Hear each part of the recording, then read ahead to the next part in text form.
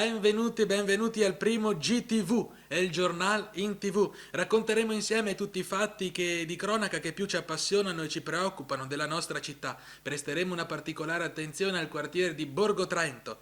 A proposito di Borgo Trento, abbiamo subito un collegamento in diretta con Alfonso Clochard, il barbon dell'Arsenal. Vediamo ora se è in onda, pronto?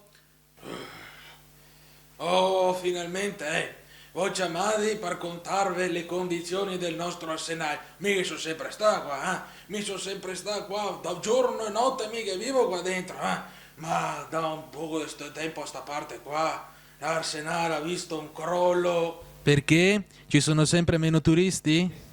No, abbiamo solo proprio un tocco dell'Arsenal, un'ala intera, abbiamo solo un tetto, ma dopo è arrivato l'altro giorno anche là i cosi, gli operai del comune.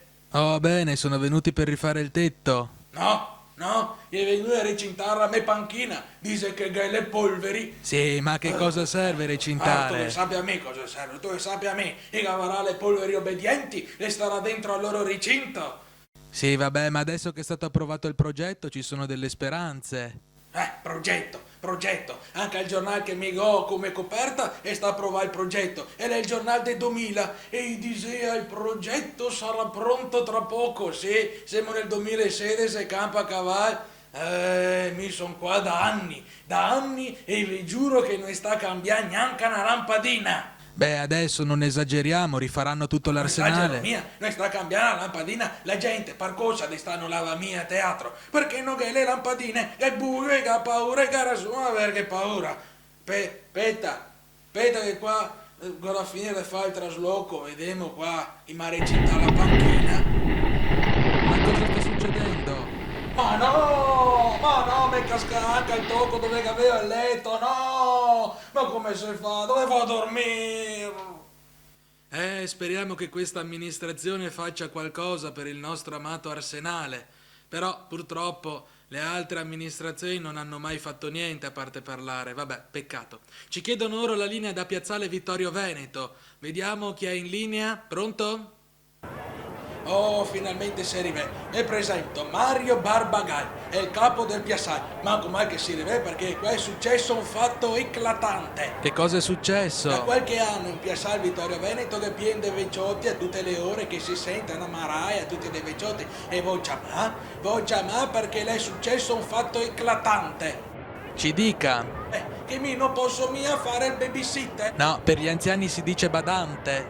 No, è il babysitter, per i giovani, perché a tutte le ore del giorno e della notte adesso che è una miriade di buteletti e mi non posso continuare a sigardrio a tutti, A tutti chi? A tutti, ai vecchiotti perché non gli sente, ai giovani perché non ascolta. Ah, ecco. Ecco, per forza, oh, stasera fermi lì, se per me a far così, fermeve!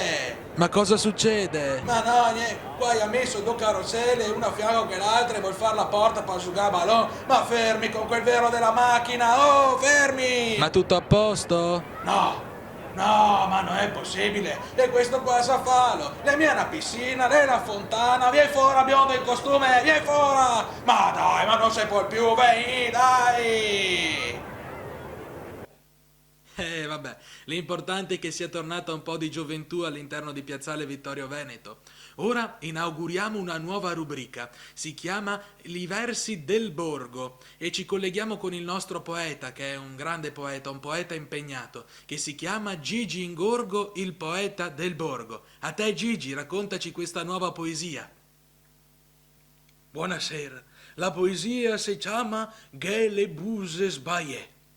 L'altro giorno mi tocca descrivere una letterina e dopo averla ben piegata, dopo aver data le cadina, vo a cercar una busa, pa spedirla nel Brescian e cammino per il quartier con sta busta par la man. Ore e ore de camminata, dal ponte alla piazza, dalla Valdonega a Sanzen, ma dove voto che la lassa? Se si comunica via mail, se si scrive 4 chat, se si vede solo su Skype, se si manda foto su WhatsApp.